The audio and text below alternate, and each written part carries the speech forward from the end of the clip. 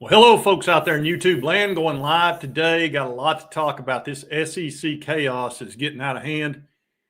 And if you think everything's kind of going wild right now, wait until next year when we go to 9 ball games, 9 SEC games. We've already had 2 firings, which is Sam Pittman and, of course, Billy Napier. We got 2 guys getting ready to, they're in the warm-up circle, and that would be Hugh Freeze and Shane Beamer, old Beamer. He's in a bit of trouble over there at South Carolina. Folks are starting to call for his head, which I don't know if that really surprises me all that much. I've never been a huge Beamer fan, but let's take a look-see at the games we got coming up. Talk about a little bit of this chaos. Of course, my entire area, all of Vol Nations, kind of in mourning right now over losing Tony Vitello, our national title baseball coach. He left, and of course, that's just sucks. I mean, it really sucks. I'm not happy about it. The only thing that kind of made it bearable for me was the fact that he took 5 days to make a decision, and I started getting a little bit ticked off about that. I'm sure some of you did too. That's, putting us through all that grief. And I'm still not happy with the decision. I think it was a dumb decision, but that's me. This is crap. This is what I think of it, honestly. It's so dumb. It's so dumb, it's brilliant. No! It's just dumb.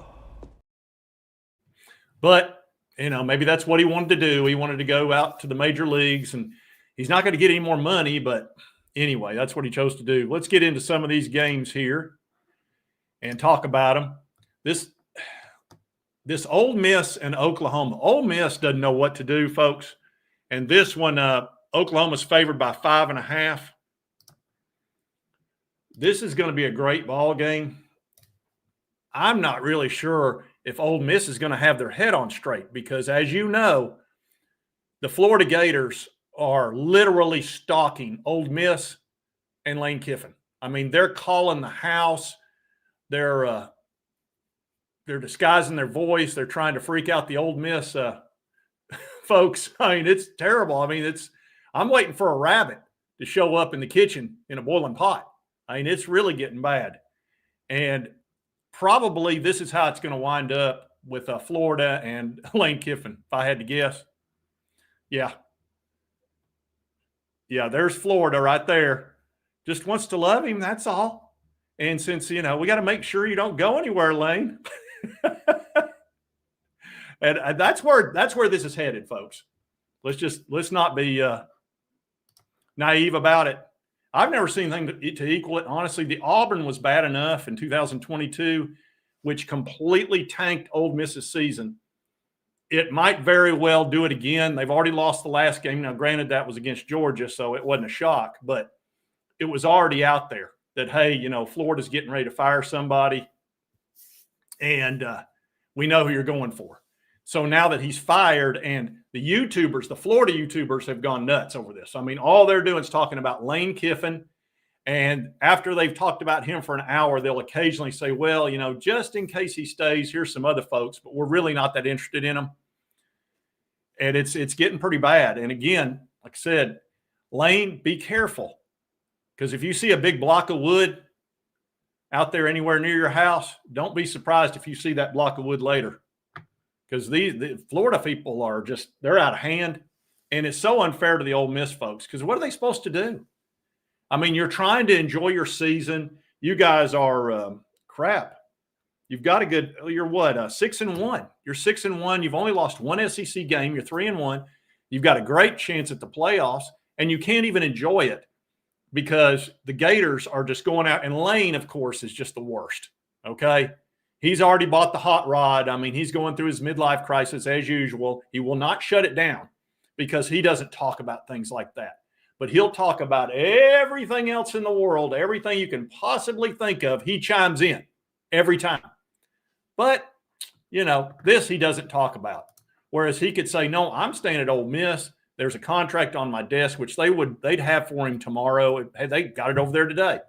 And say, Lane, here's the contract. Here's the raise you wanted. Everything's fine. What more could you want? We've treated you like gold. And he'll go, yeah, that's nice. Here's my pen. Oh, darn it, it's out of ink again. Oh, well, it takes a week to get this type of pen, so I'll talk to you in a week or two, because sometimes it's back ordered and I can only sign with this pen. So, it's not my fault. Bull crap. He's so full of it. So anyway, that game's going to be super interesting. Ole Miss at Oklahoma. And Oklahoma's good. They're sitting pretty right now too. Oklahoma is 6-1 as well, 2-1. So that's a tricky one. Then you've got the Auburn Arkansas game. This is super tricky. If Auburn loses this, they go 0-5 in the SEC. And by the way, they've been 0-4 the last 3 years under Hugh Freeze. Hugh is in trouble, big trouble.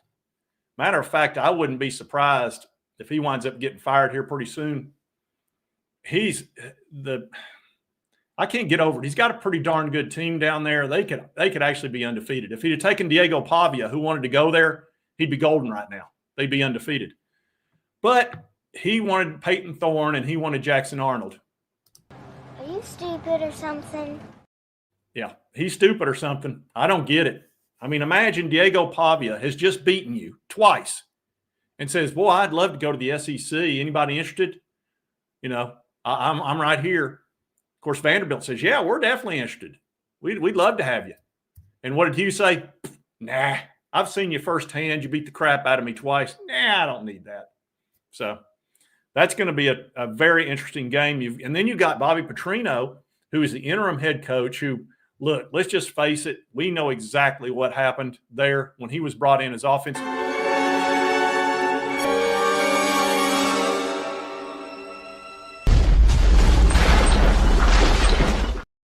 It took 1 year longer than we thought it would. Okay, it took 1 year longer, but we knew it was coming. He just had to replace it. Now you just hope all the place doesn't fall in on you. That's a unique situation because you've got both coaches desperately need to win that game. Petrino's already 0-2, but he's played well. He almost beat Tennessee. He almost beat who'd they play last week? Wasn't it A&M? So, I mean, they've hung in there big time, and they're scoring a lot of points. He can't help it. He didn't build the defense. Bobby Petrino did not build that defense, okay? And last time he was head coach at Arkansas, he won 11 games. Don't tell me for a minute those Arkansas fans don't remember that. That's why they brought him back. So that should be a very unique and interesting game because Hugh Freeze has to have it. Oh, man. Chaos, folks. We're in SEC chaos time. And here's the thing. We're catching up on firings because last year in the SEC, we didn't fire a single coach, not one. That hasn't happened in 20 years. So they're catching up. Billy, I tell you, Florida should have fired him last year, but they couldn't because he won those last few games. If they'd have fired him earlier in the season, see, they would have had their pick. Now you've got Penn State out there. You've got Arkansas, obviously yourself, Florida, and you're going to have multiple other coaches, coaching searches going on. If Auburn gets in the mix, that could be difficult as well because Lane almost went there the first time. Very close, came this close. And I'm sure they'll be interested again. So SEC is treacherous, tough to win. Yeah, darn right, Cal. It's tough. Absolutely as difficult as it gets. So now let's get into this next ball game, talk about it a little bit since we're into chaos. This Alabama at South Carolina. Alabama has been on a run. And let's see, they've won 6 in a row. They're 6-1. They're 4-0 in the SEC. They've not been blowing teams out. I mean, honestly, Tennessee outgained them. They had more yardage and all of that, but we had the 14-point swing on that one freak event. And then, of course, Missouri, if they'd had Brady Cook on that last drive instead of Bo Perbula or whatever his name is, they win that ball game.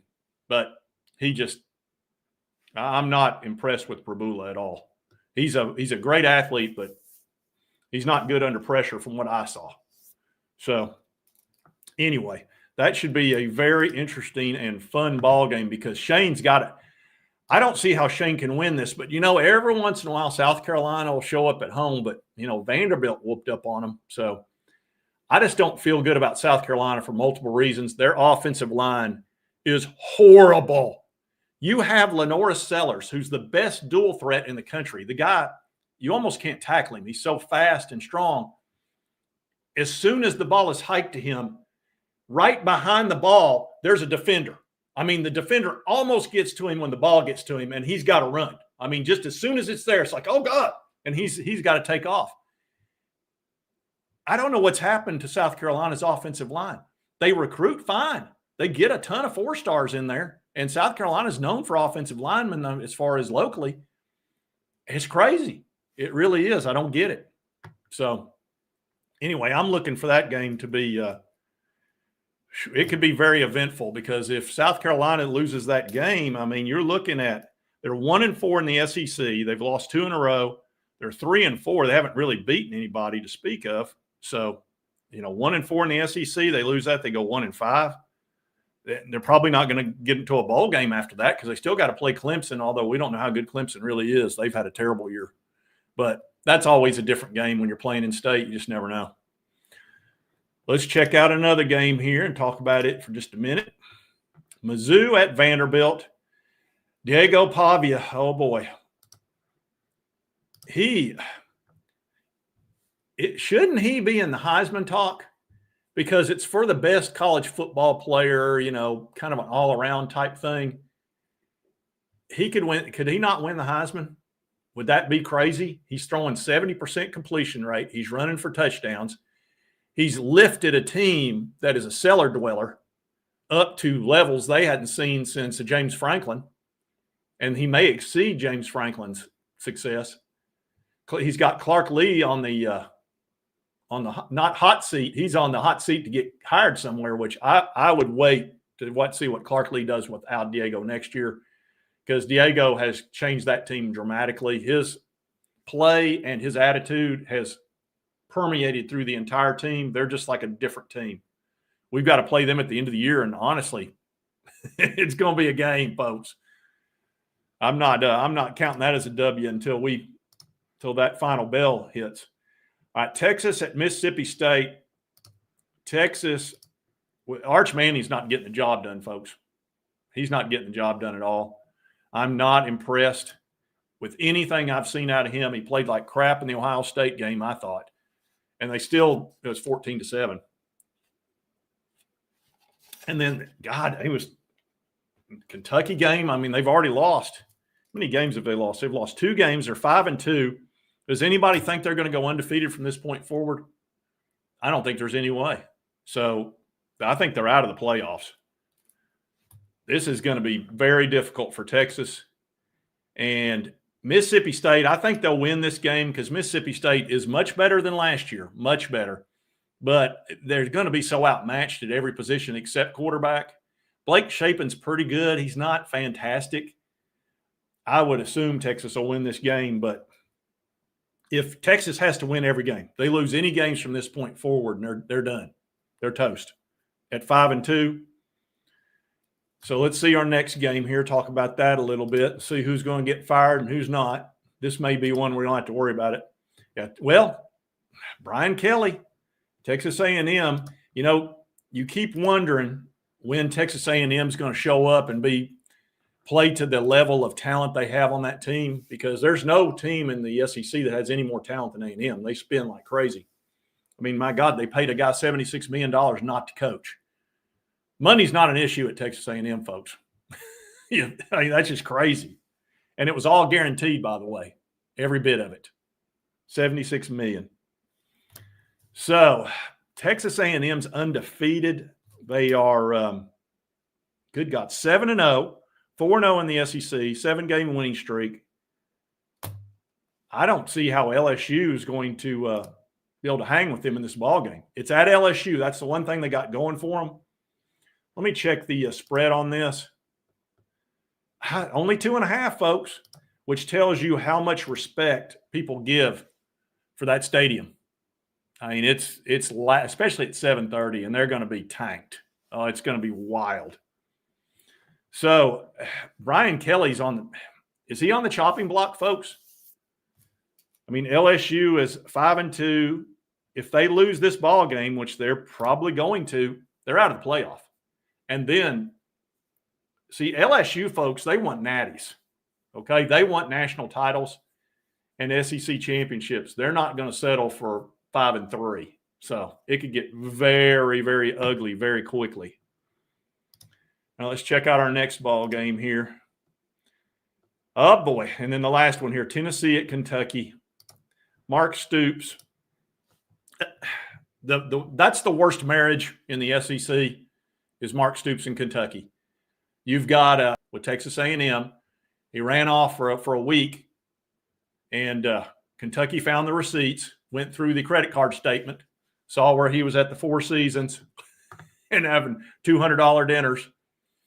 So when he came back, of course, they gave him the contract, but they've not been happy ever since.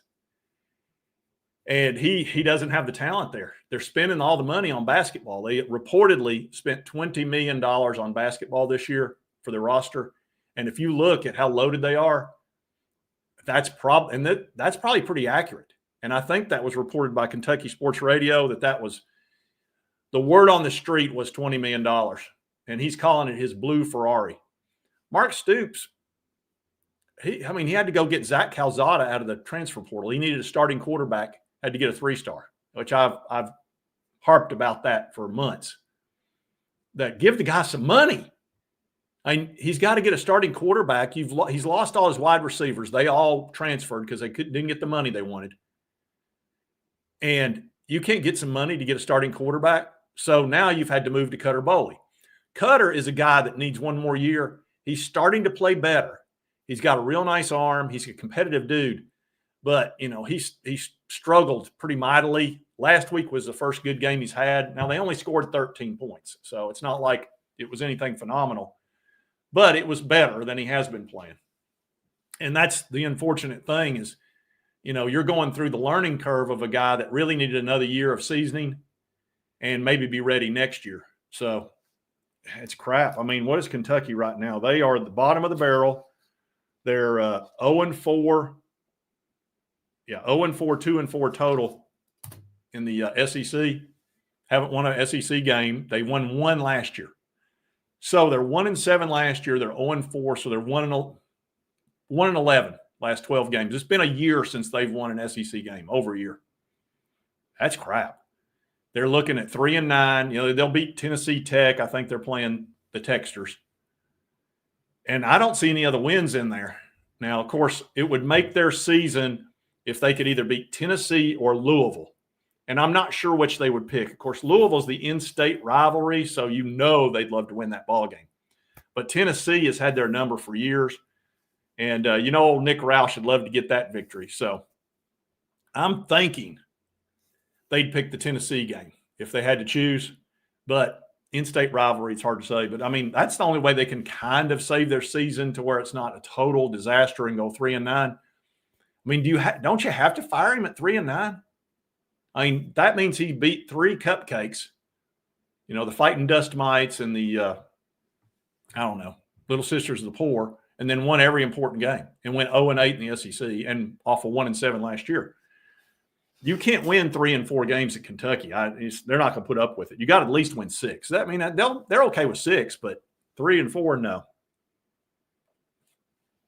Question is, there's a guy that says, watch out for Tennessee Tech. They're good. I hadn't really watched Tech. Maybe they are. They might give them a game. Who knows? Kentucky's likes to play to their level of the competition, so you never know.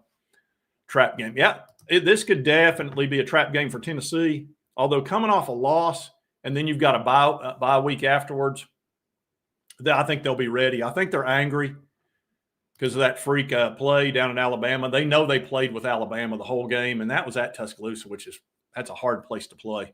So, but $37 million, you want to pay Mark Stoops $37 million? That's a ton of money in Kentucky land. They got lucky. They didn't have to pay Calipari the $20 million he was owed because he walked away to Arkansas, I thought for sure he would get his $20 million and force them to fire him, but he didn't. And he's not happy at Arkansas, I don't think. He didn't seem happy there, but, that was a choice he made. He stayed long. See, he stayed like 12 years at Kentucky, And he's the guy that told the world, Kentucky's a 10-year job. If you stay past 10 years, you're past your expiration date. Okay, they're going to get sick of you because you got to win at such a high level. You see that a lot. See, that's what happened with James Franklin. He stayed 12 years at Penn State. And the last 3 years, he's averaged 11 wins and got to the semifinals and the playoffs last year. But he stayed past his expiration date. It seems like 10, unless you're Nick Saban and you're just stacking natties. And he had to get on the fans. Remember when they would leave early because they were, they'd gotten so spoiled. And he told them, he said, you keep leaving early, somebody else might leave early. And, buddy, those Alabama fans, whoo-hoo-hoo, yes, sir, we'll stay to the fourth quarter. We'll stay to the fifth quarter, sir, whatever you want, sir. He said, that's what I thought. And ever since then, buddy, they didn't give him any grief. Rat poison. He didn't have to put up with nothing. So let's see. That's all the SEC games right there. Let's take a look at our standings. Let me get this one out of the way. And we'll add our SEC standings and take a little look, see where everybody is. Have a little – it's always fun to look at. Texas A&M is sitting pretty. Alabama, even though they lost that FSU game, which that surprised the crap out of me. And FSU hadn't – God, they're about to fire their coach because they hadn't done crap since then. Let me get in there. Georgia, God, how did we not beat them? Dag nabbit. God, just hit that field goal, man. But they're 6-1. We could have really taken a dump in their Cheerios, but we didn't. Get back in there. Ole Miss, I think their season's going to get ruined by Florida. Auburn ruined it 2 years ago. Florida's going to ruin it this year. Texas, I think you're done. Because all they care about is the playoffs. They don't care about anything else. So Texas, I think you're probably done. Missouri, I don't. Your schedule's not that tough, but I'm not a believer in your quarterback. Now, Oklahoma is a very interesting case. This is a team that could go to the playoffs. They got a good quarterback in John Mateer. He's clearly tough. I mean, the guy's out there playing with a broken thumb. I could see them doing something. Vanderbilt is for real. If Vanderbilt makes the playoffs, folks, I mean, everybody that pointed and laughed at Diego when he talked about national championship or bust and all that kind of crap.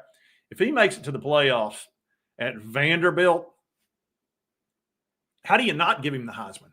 I mean, seriously. You almost have to, don't you? Oh, Lord. That's crazy to me. And even as arrogant as he is, I kind of like the dude. LSU, you cannot lose another ball game. You cannot let Texas A&M they'll take their season from them. That's what's going to happen. They're going to go down there to Death Valley and take their season from them.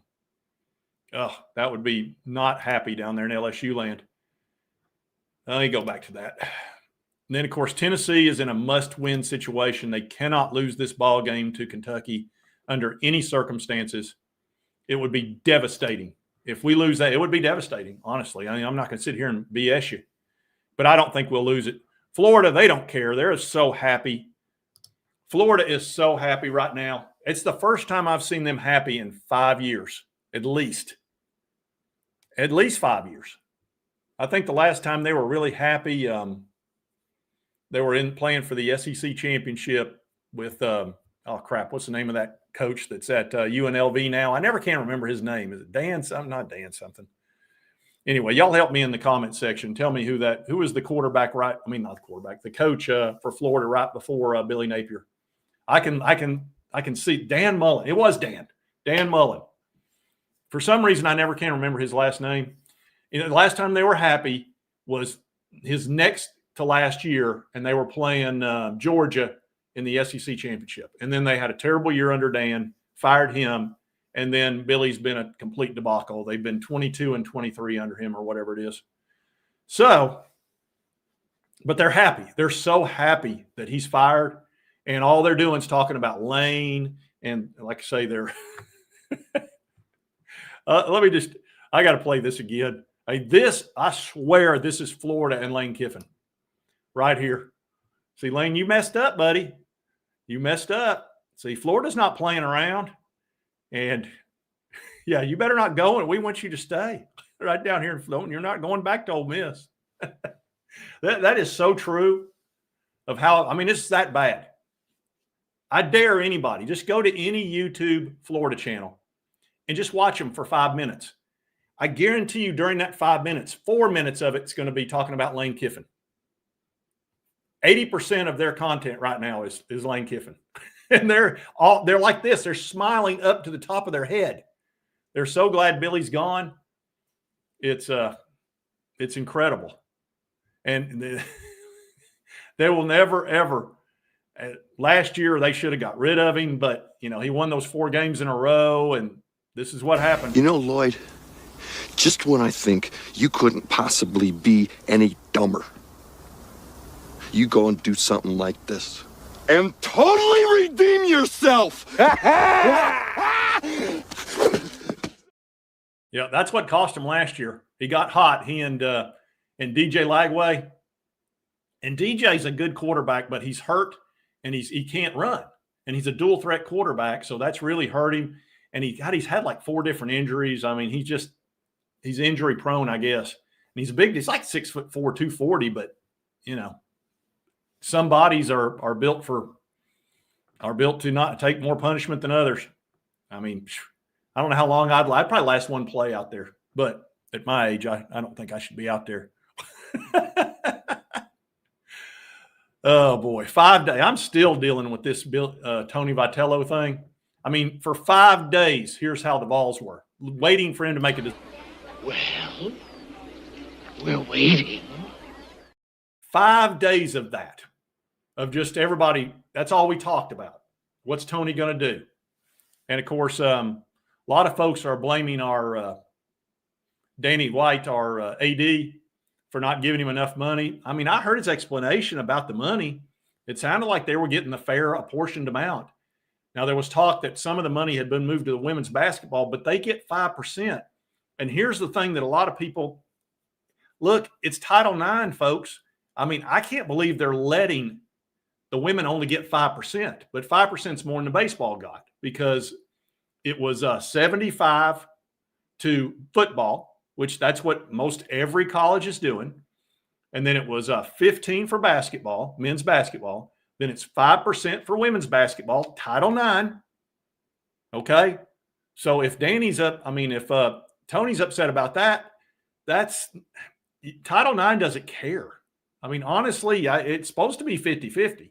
So anyway, I think they got $750,000 for baseball. $750,000 is what Danny White said. But see, they got more the year before because they grandfathered in before the House settlement. You know, all those teams, I mean, every team grandfathered in a bunch of big payments last year. And so baseball got more than $750,000. But this year, everybody's trying to follow the 20.5. Now, NIL you can do separate, but you got to be able to prove it to Deloitte, which I still think that's going to be an absolute cluster F. As soon as somebody doesn't get their money on NIL and they say you can't have it, they're going to sue, and they're going to win because they're not collectively bargaining, which you're going to have to do eventually. So as soon as that goes in court, it's toast. Speaking of court, I've told you I think Joey football is going to get another season, and I think that's going to be good for Tennessee to have the guy's going to be 25 years old next year. Joey's played really well. I mean, I've been real pleased with his decision-making. He's tough. He makes good decisions. He can go fast. We're one of the top offenses in the country. Look, what's hurt Tennessee is our defense this year. You know, last year we were a top 10 defense. This year we're not even the top 50. Having Joey an extra year would be great. And here's how I feel confident he'll get another year. He did 4 years in JUCO. 2 years he didn't even play because one was the virus year and one he redshirted. But then he did 2 years of JUCO and played. Okay, so that doesn't count. JUCO does not count against Division I eligibility according to the courts, and that's where Diego got the extra year. Now he's going to have to sue to get it, and I'll explain that in a minute. But he played 2 years at Appalachian State, so 2 Division I years, and then 1 at Tennessee. Now I'm no math surgeon, but I'm pretty sure 2 and 1 is 3. And you get 4 years of Division I eligibility according to the way the courts were heading. See, Diego got an injunction, and here's why. The federal judge told the court and told the NCAA, we're going to give him an injunction because we believe he's going to win this case. And they don't give you an injunction unless they think that it favors you to win. Now, it doesn't mean you will win, but they think there's enough evidence there that they're leaning towards probably going to settle with him. So the NCAA, instead of losing the case, which is what, they knew it was going to happen, they said, oh, okay, well, we'll give him an extra year because of the virus year. And we'll let everybody have an extra year because of the virus year. But then after that, no. Okay. All he's got to do is go right on back into federal court, and find that judge and just say, same thing as Diego. I need to get my extra year because I didn't get 4 Division I years, which is where I can make money.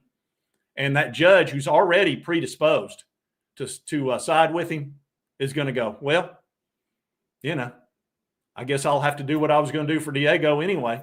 And I think that's how it's going to play out anyway. I think that's how it's going to play out. If you play JUCO, it's not going to count towards your 4 years. So that's all Joey's got to do. And he's in for another year. So should be very interesting to see how that plays out, which means that's going to affect every JUCO player that has ever played JUCO. Those years won't count. So they'll be able to play 6 years of football, but, you don't make any money in JUCO. So you do in Division I. I just find that incredibly interesting, and it's going to affect tons of teams. Anyway, let's see what you folks are saying in here. Yeah, Joey's old enough to qualify for a walker. Yeah, it's the way it is, folks. He's going to be playing he's already played. My God. Really, he's been in football, college football for 5, 6. This is his 7th year, okay? Now, the first 2 years he really didn't play because of what I told you, the red shirt and then the virus. So it's really his 5th year of playing actual football. But again, 2 of those 5 were JUCO. So 2 at Appalachian State and 1 at Tennessee. Should be a heck of a decision. But, I mean, if you're going to do that for Diego, don't you have to do that for every single JUCO guy? I mean, that's precedent, and that's usually how they make decisions in court. It's like, well, you've already done it once. It's kind of, that's what any good attorney is going to say. Hey, precedent right here, the Diego case. So, it's not like Joey's going to go first-round draft pick or anything. I don't even know if he'll get drafted. He might. He's got a great arm, but he fits what Heupel wants to do big time. So, anyway, I don't think it will. The 4-year. Here's why I do not think it will. It screws up high school players big time. If you get away with the 4 years, let's say you knock away the 4 year, it knocks away protections for the high school students to be able to come in and play college football and have their opportunity. So because of that, if it wasn't for that, you'd be right. I think the 4 years would get knocked out because we're talking semi-pro now.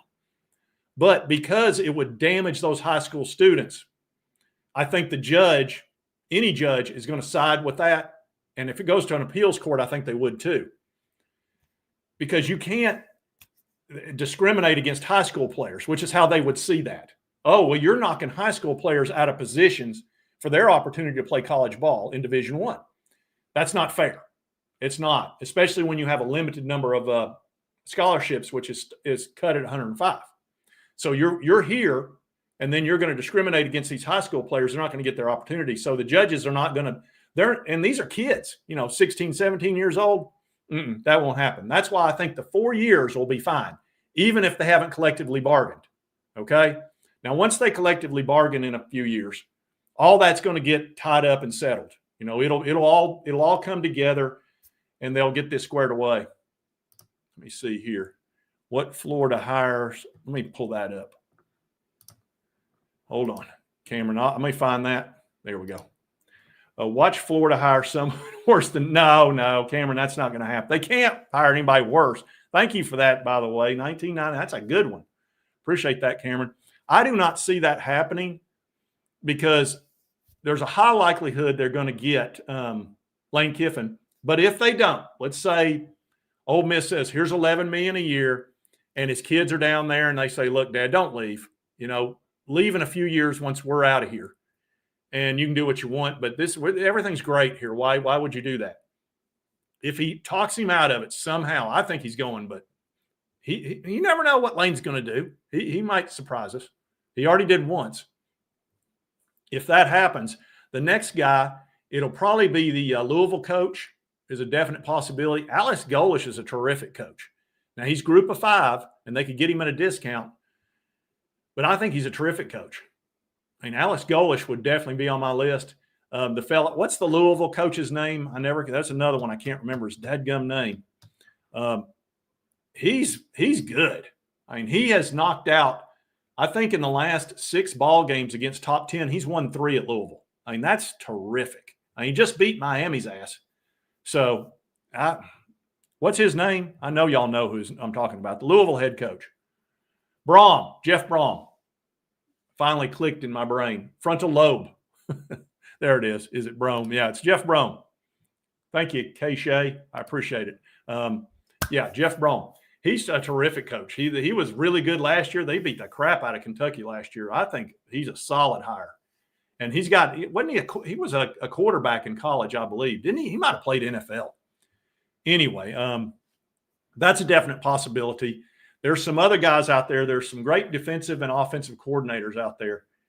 I've heard the name Gruden for Florida, but I don't think Florida would go that route. It's almost too risky to bring in a pro coach, and plus there's some politics in that too. I think if he goes anywhere, it would be Arkansas if he was going to go to a big-time program, and I think Arkansas they love Petrino.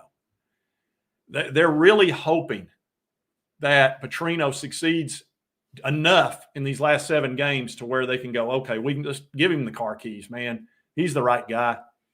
Because he's giving them all, even if they're losing, they're scoring 40 points. You can win if you're scoring 40 points if you've got a year to go in the portal and go get some defenders and go get a defensive coordinator that you like. I don't think this is a fair thing to do to Bobby Petrino by not giving him that year under his belt of where he's in total control from day one.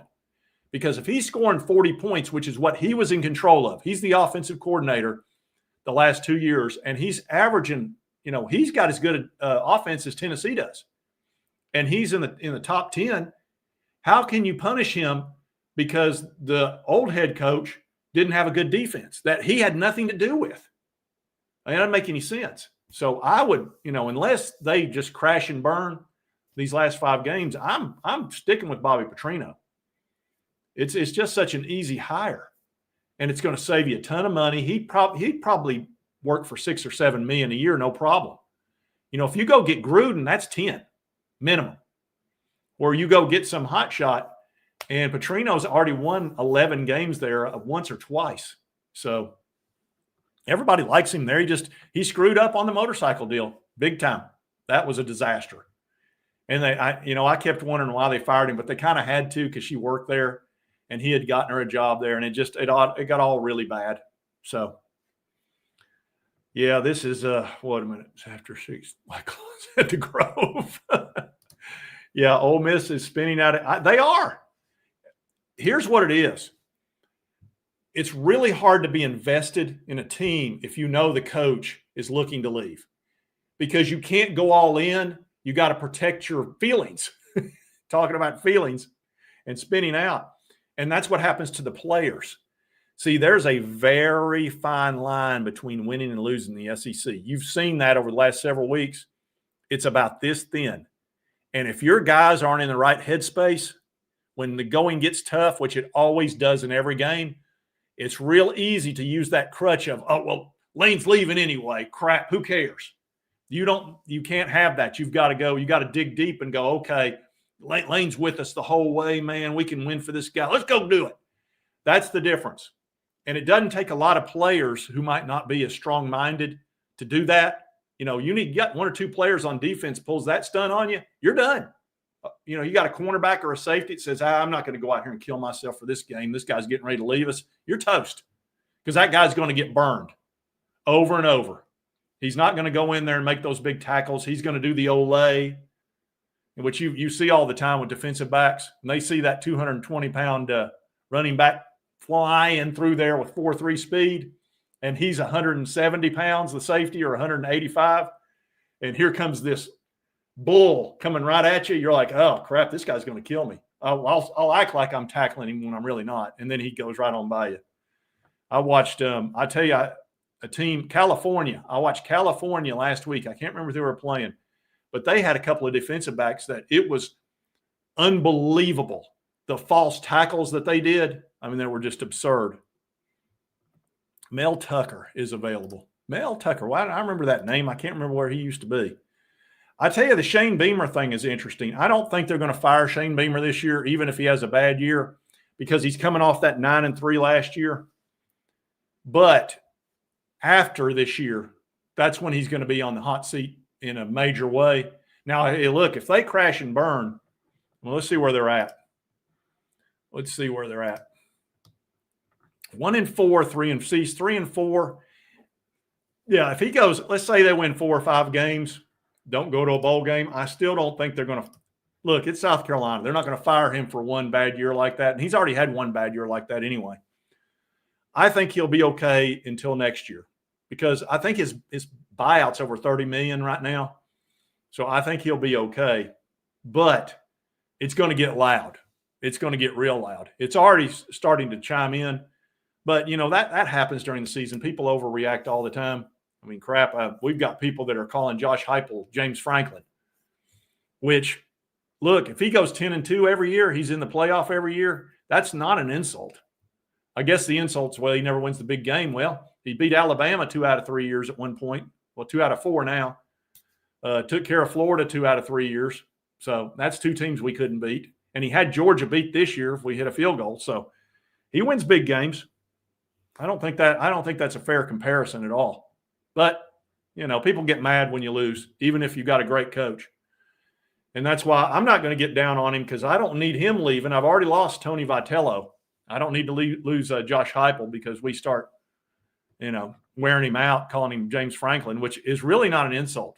Honestly, I mean, I think, that's who, if Florida doesn't get Lane Kiffin, James Franklin's not a bad hire, and you're going to get him at a discount. He'll probably come for $4 or $5 million just to stick it to Penn State because they've got to pay him $50 million. But he has to look for a job, and any amount of money he makes as a head coach or as a coach, that goes off that $49 million. Well, if he goes to Florida, crap, I'd go there for $3 or $4 or $5 million bucks and say, I'll work for this. I'm going to get it from Penn State anyway, the rest of it. So I don't think that would be that would not be a bad hire at all.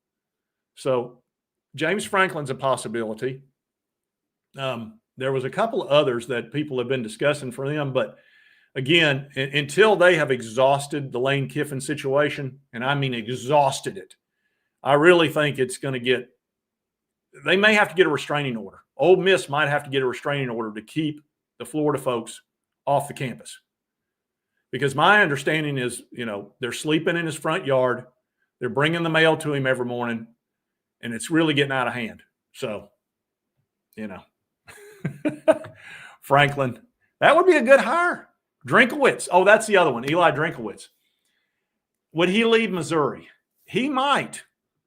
He might.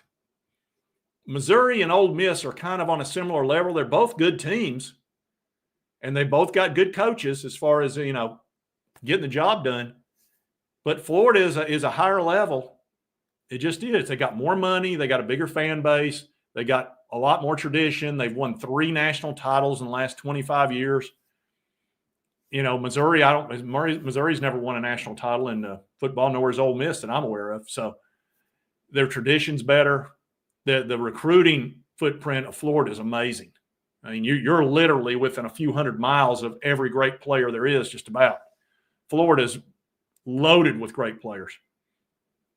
And that logo speaks when they go into a high school, especially in Florida, because they've all grown up watching Florida.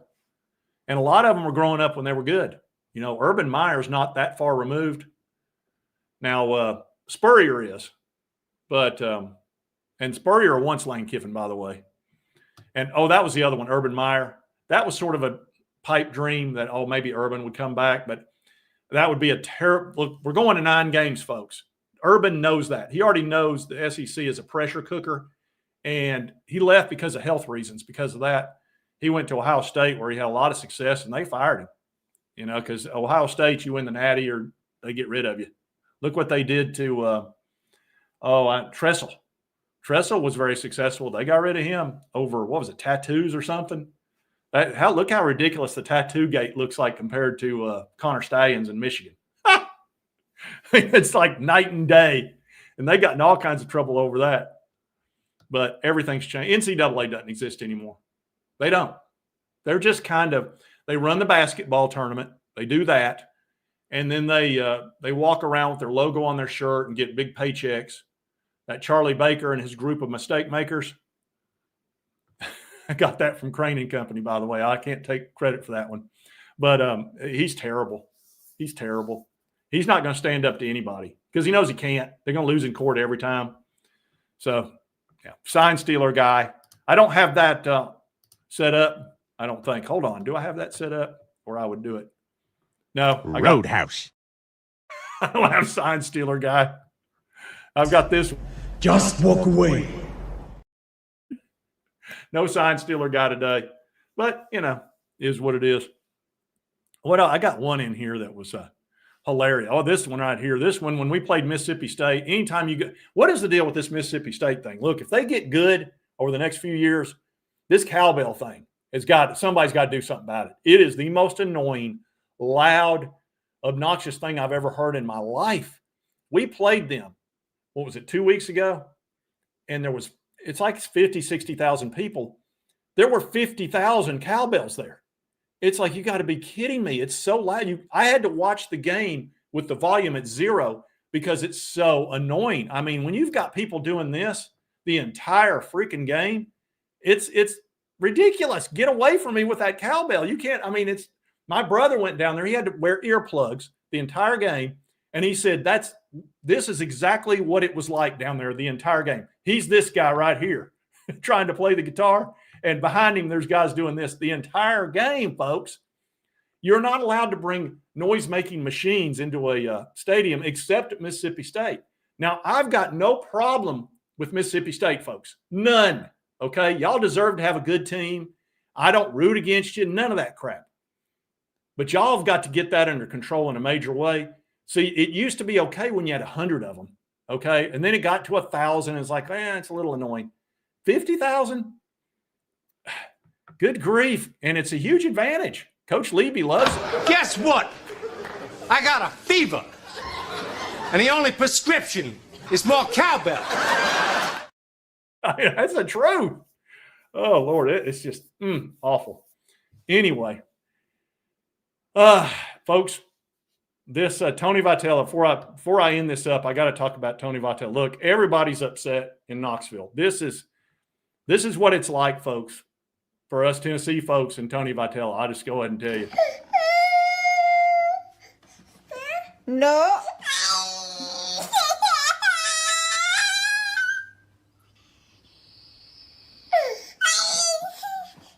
No. That's the truth. That is the truth. That's how we feel. I mean, everybody's upset about it. The only thing that made it where I could kind of deal with it was he made me wait 5 days. If it would have happened day one, I'd have been worse than that baby. And we're going to miss Tony Vitello. We are. We're going to miss the crap out of him because I watched all those baseball games, and I never watched baseball. College baseball I did not watch until Tony showed up, and it was like 2020 or whatever, 19, 20, 21. And then in 22, he had a team that I have never seen before in college baseball at all. During those 4 years I was watching, I'd never seen anybody play like that.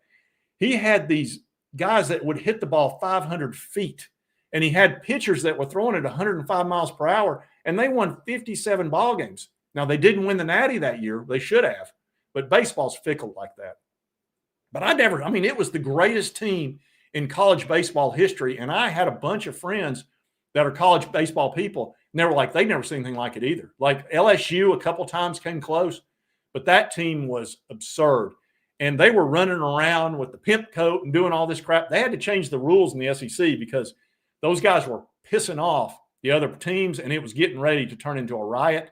Because the thing about baseball, you got to be careful when you show up another team because those guys will not tolerate it. Next thing you know, you've got a 100-mile-an-hour fastball coming right here.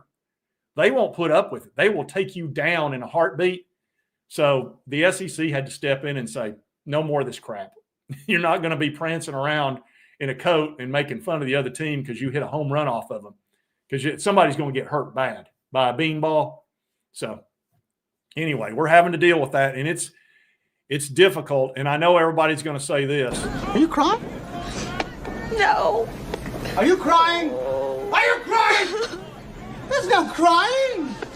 There's no crying in baseball. What are you?